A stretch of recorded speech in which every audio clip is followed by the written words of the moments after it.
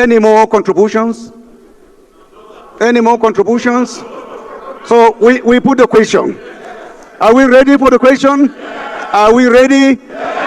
Those in support of this request of Mr. President as amended should say aye. Aye. Those in support of this request from Mr. President as amended should say aye. Aye. Those against should say nay. There is have it. Thank you very much. Clerk. You listen to that. Today, Atiku, Peter Obi, El-Rufai, all of them, they were together in press conference today in coalition on how to unseat Tinubu in 2027. Not that this emergency declaration of Rivers State governor is not important. It's important, and Atiku also make comment on that. And now, take a look. Atiku said in a simple term, yes, this coalition is to unseat Tinubu in 2027. Anyways, listen to what Atiku said first. We strongly condemn this development and call on all Nigerians of good conscience to resist this brazen assault on the constitution of our country and the institutions of our democracy. The president's illegal and unconstitutional proclamation was presumably driven by the protracted, insidious political crisis in Rivers State, which culminated in the recent ruling of the Supreme Court. Naturally, we expected all parties to the dispute to follow laid-down procedures and in good faith to comply or to promptly implement the judgment of the highest court of the land. We know that despite proactive statements and belligerent attitude of these opponents, Governor Fubara has demonstrated goodwill and appeared disposed to the implementation of the ruling of the Supreme Court.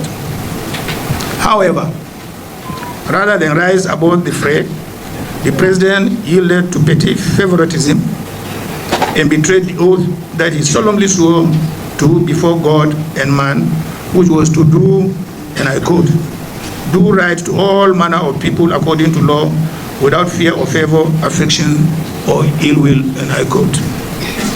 If President Tinubu had conveniently disguised his true intention in the past, his broadcast to the nation on 18th March 2025 betrayed his bias and fell far below the standard of comportment expected from his exalted office. Now, let's go to the various constitutional violations. Number one, illegal removal of a governor and state assembly. Without any doubt, the Nigerian Constitution does not empower the president to remove an elected governor, deputy governor, or state assembly under any circumstances. The procedure for removing a governor is clearly outlined in Section 188 of the Constitution of the Federal Republic of Nigeria, 1999, as amended, through an impeachment process initiated by the State House of Assembly, not by presidential proclamation or arbitrary pronouncement. Number two, misuse of Section 305 of State of Emergency. Section 305 of the Constitution allows the President to declare a state of emergency only in the extreme cases where public safety, national security, or Nigeria's sovereignty is at serious risk. However, it does not grant him the power to suspend elected officials or to demolish democratic structures as he has brazenly done in Rivers State. Furthermore, Section 305(1) states that any proclamation of emergency is subject to the provisions of the Constitution, meaning it cannot override the tenure and removal procedures of a governor.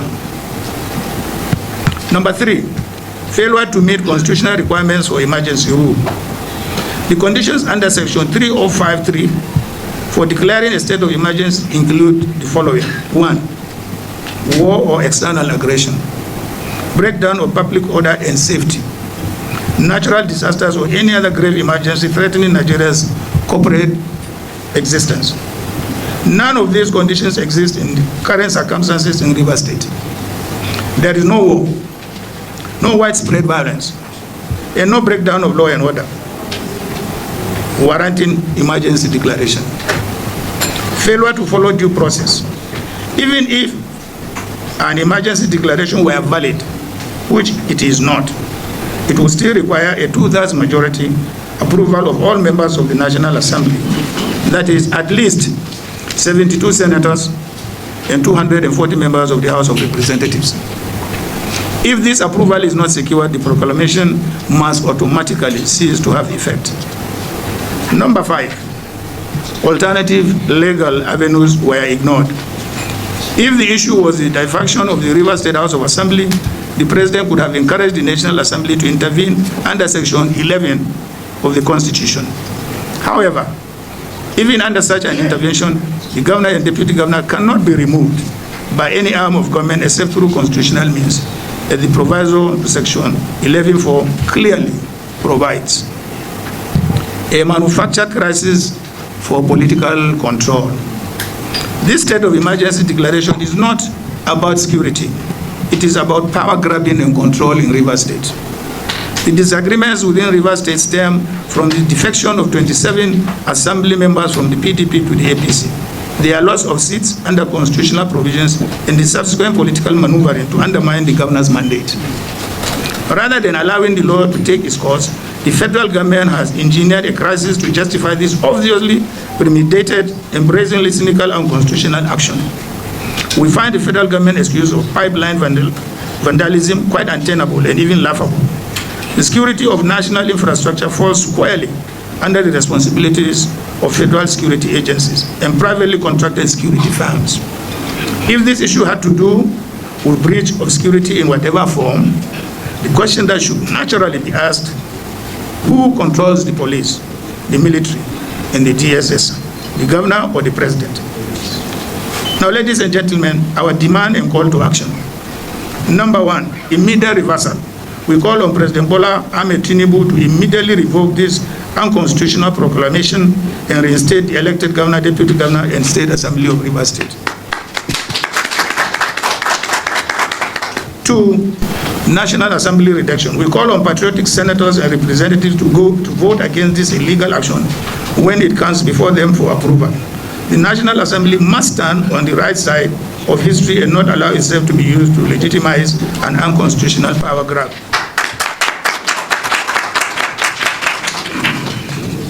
3, judicial intervention.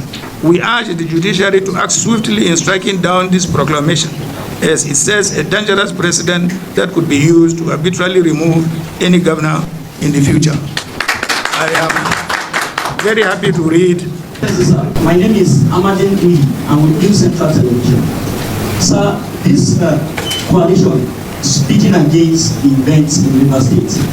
The last time we have seen representatives from the major opposition parties, the PDP, the SDP, and the Labour Party.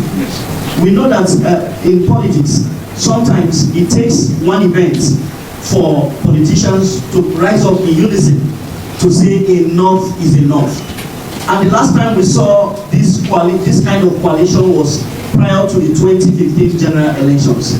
Sir, are we seeing this united front go ahead into the 2027 general election, thus assuming is the bet of a major opposition against the APC?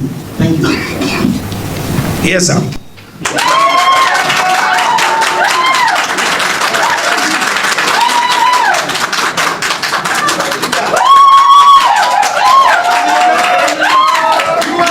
Listen, because this is very important.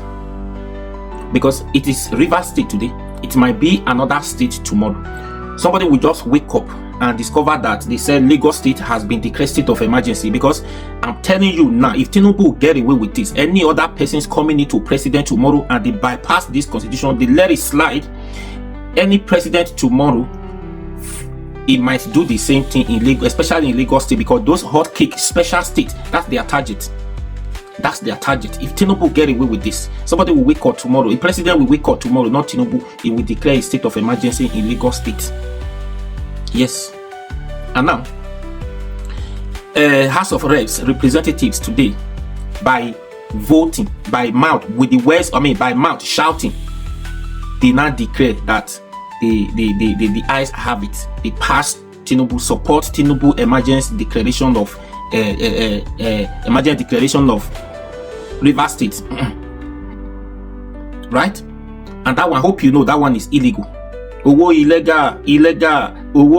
Who sang that song that time? I think, was it Olamide? Sorry, yeah, Olamide. Oh, illegal. Everything about this administration now we could all see is illegal. How do you want the country to better? How will this country get better when everything is being illegal? Changing constitutions overnight. This is it. This is what you get when people in power, when you have people of no character, people without good character in positions. This is what you get. People that has questionable characters in position. This is what you get. It's what is playing out today.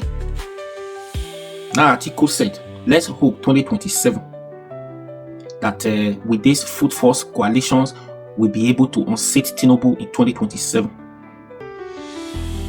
Anyways, I just want you to see where we are. Where we are in this country. Very good and fine. So please share this video.